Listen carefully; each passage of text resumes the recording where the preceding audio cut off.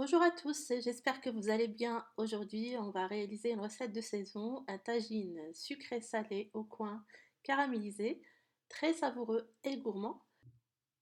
Je commence par mettre la viande dans un tagine ou une cocotte. De préférence, utiliser des jarrets de veau ou de l'agneau, sinon ce qui est disponible.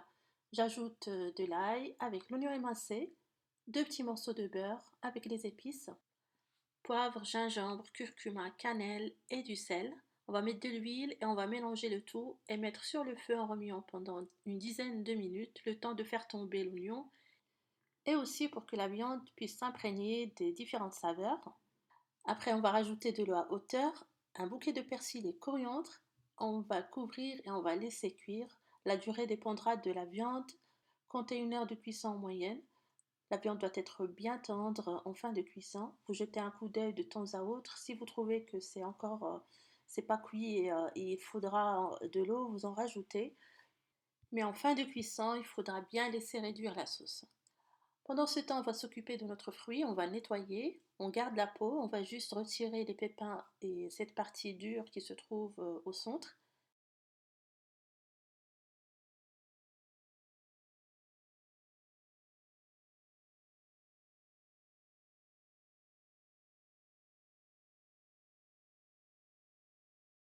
Je fais des petites incisions comme ça.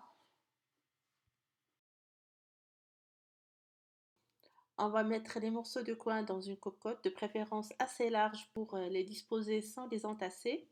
On met soit deux bâtonnets de cannelle ou à défaut de la cannelle en poudre. On va sucrer selon le goût une à deux cuillères à soupe. Et on va mettre un verre d'eau avant de mettre à cuire.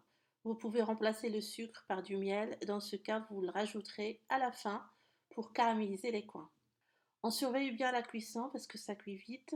J'ai rajouté une à deux cuillères de la sauce de cuisson de la viande. Si vous trouvez que c'est cuit et qu'il vous reste encore beaucoup d'eau, il faudra en retirer une bonne partie et laisser un petit fond pour bien caraméliser les coins.